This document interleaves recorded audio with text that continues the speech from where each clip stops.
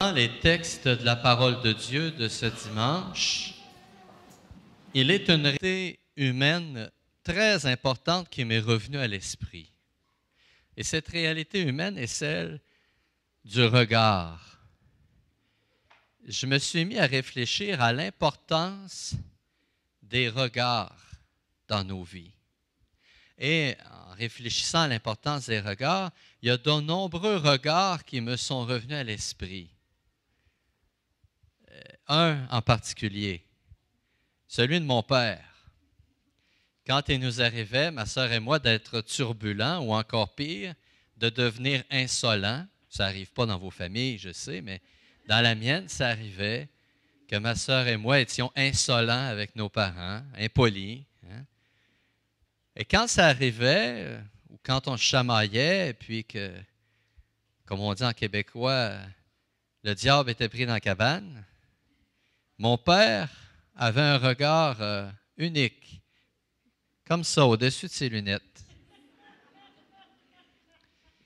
Et puis, il disait rien, mais il parlait fort. Ce regard qui fixait sur nous rappelait où était notre intérêt. Et notre intérêt, c'était que les choses se calment. Notre intérêt, c'était que le ton change. Notre intérêt, c'était de faire la paix, puis notre intérêt, c'était de respecter l'autorité. Alors, d'un simple regard, mon père nous apprenait ça. Il y a plein d'autres regards aussi. Mon père a posé sur ma sœur et sur moi des regards remplis de fierté. Quand sont survenues nos graduations, quand ma sœur a donné naissance à ses enfants. Et puis, il y a toutes sortes d'autres regards. Comme prêtre, quand je visite les malades pour leur donner l'onction des malades, parfois, ils ne parlent plus. Ces personnes-là ne parlent plus. Mais dans leur regard, je vois beaucoup de reconnaissance, souvent de la tristesse, de voir leurs proches rassemblés et de savoir qu'ils vont les quitter bientôt. Parfois de la détresse aussi, dans le regard de ces personnes malades, des personnes qui souffrent. Vous avez peut-être vu dans le regard de votre amoureux un amour encore plus grand que ce qu'il était en mesure de vous exprimer.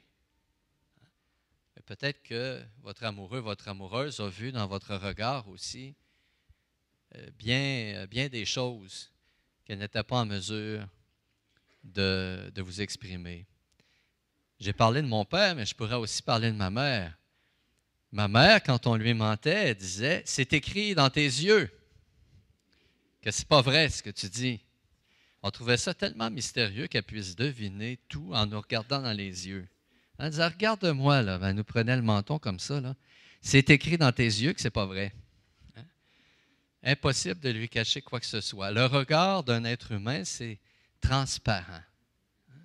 D'ailleurs, dans la tradition, on dit souvent que le regard est le reflet de l'âme de quelqu'un. Alors donc, le regard, c'est important. Qu'en est-il du regard de Dieu? L'avez-vous déjà croisé, ce regard, dans votre prière, dans votre méditation, dans vos rapports avec vos frères, vos sœurs, parce que Jésus nous le dit, ce que vous avez fait à l'un de ces petits, c'est à moi que vous l'avez fait. Ça veut dire que dans le regard de tout être humain, il y a aussi un peu du regard de Dieu. Quand, évidemment, le péché ne fait pas obstacle. Ce regard de Dieu, il nous est accessible d'une manière particulière dans la parole de Dieu aujourd'hui. Dans le livre d'Isaïe, il faudrait que je retourne dans le texte, là, j'espère que le signet est bien placé. Oui, on est chanceux. Dans le livre du prophète Isaïe, on voit que le regard de Dieu est un regard qui est tourné vers l'avenir. On l'a dit tout à l'heure dans la présentation. Voici ce que dit Isaïe. « Ne faites plus mémoire des événements passés, ne songez plus aux choses d'autrefois, voici que je fais une chose nouvelle. » Ça a été illustré tout à l'heure. Le regard de Dieu ne s'attache pas au passé, ne s'attache pas aux infidélités, ne s'attache pas aux gloires du passé. Ce qui est important pour lui, c'est le présent et l'avenir, parce que lui est dans un éternel présent. Ce qui est important pour lui, c'est ce à quoi nous sommes appelés, être des fils et des filles de Dieu. Voilà ce qui est important pour lui. Ce qui s'est passé avant, pour lui, ça n'a aucune importance. Ce qu'il veut, c'est que nous aussi, nous fixions notre regard sur l'avenir, sur ce que nous sommes appelés à devenir, sur ce que nous désirons, la vie éternelle, la plénitude de l'amour de Dieu, de la paix qu'il peut nous offrir. Et si nous souhaitons nous convertir, ce n'est pas par honte de ce qu'on a fait dans le passé, mais à cause du désir profond qu'on a de correspondre aux attentes, aux projets que Dieu a pour nous. C'était vrai aussi dans le temps des apôtres. On n'en a pas parlé aujourd'hui, mais l'apôtre Paul, sur son chemin de Damas, vous savez ça, là, vous autres, là, vous avez déjà fréquenté la parole de Dieu, il a goûté le regard miséricordieux du Seigneur sur lui, et c'est là qu'il a découvert que le Seigneur avait un projet pour lui. Et dans l'Évangile qu'on a médité il y a un instant, avec la participation des jeunes, ben là, le regard de Dieu se manifeste en Jésus d'une manière particulière, exceptionnelle. Alors que tout le monde enferme cette femme-là dans ce qu'elle a commis, dans ce qu'elle a fait dans le passé, et que tout le monde essaie d'enfermer Jésus aussi. Vous avez remarqué ça, hein? Jésus est coincé dans cette affaire-là. Parce que s'il condamne la femme, eh bien, il va faire le contraire de tout ce qu'il a enseigné. Il va se renier lui-même. Et s'il ne la condamne pas, il va avoir l'air de prendre sa distance avec la loi de Moïse. D'une manière ou d'une autre, le regard des juges qui sont là le juge sévèrement. Jésus va s'en sortir comment? En étant le reflet de la miséricorde de Dieu. Et il va être très pédagogue, Jésus. Il va leur dire très bien, c'est vrai, elle a mal fait.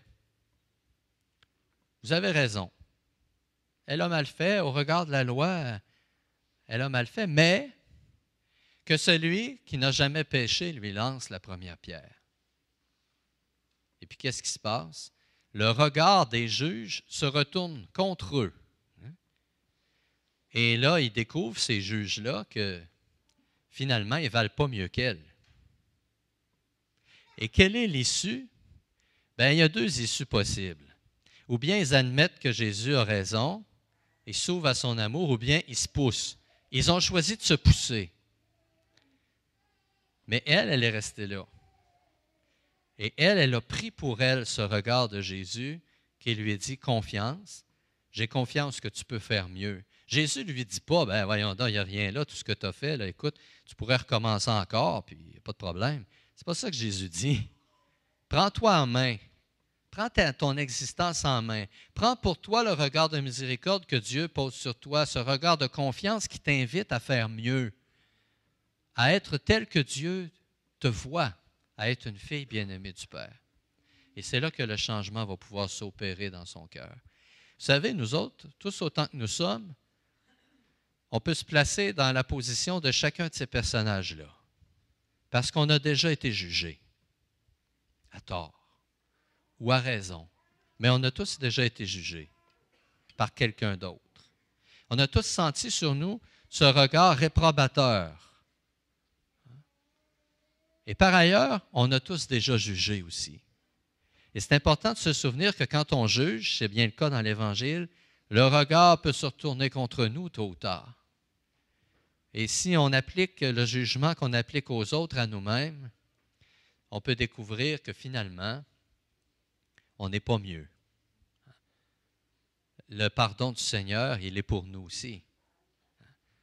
Et notre conscience, pour ne pas s'enfermer sur elle-même, a besoin du regard de Dieu pour s'ouvrir à son amour et pour s'ouvrir à l'amour qu'il veut nous inviter à porter. Alors, je ne sais pas où vous vous situez ce matin. Et c'est bien d'avoir une conscience aiguisée. C'est bien de voir ce qui est mal dans notre vie. C'est bien de voir ce qui est mal aussi dans la vie des autres. Mais le jugement ne nous appartient pas. Et si on a le désir profond que les gens changent de vie autour de nous, ben, il faut d'abord poser sur eux le regard que Jésus pose, c'est-à-dire un regard de miséricorde qui ne condamne pas, mais qui relève. Alors, aujourd'hui, dans l'Eucharistie, on va tenter ensemble de croiser ce regard qui est posé sur nous. Un regard de miséricorde, un regard de confiance, un regard vrai cependant, qui voit les fautes, qui voit les limites, mais qui ne s'y arrête pas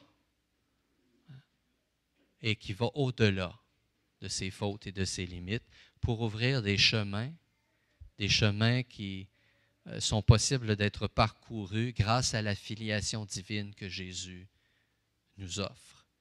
Cet effort de conversion que nous déployons depuis le début du carême, nous le déployons parce que nous avons croisé ce regard de Dieu posé sur nous, parce que nous connaissons son amour et sa confiance. Voilà pourquoi nous ne cessons jamais de nous convertir, de rendre notre cœur plus conforme à celui de Jésus. Une fois de plus, que ce regard de Jésus dans l'Eucharistie, ce regard qu'il va poser sur notre cœur en venant à nous, puisse nous aider à nous mettre en mouvement et à changer nos cœurs et nos vies.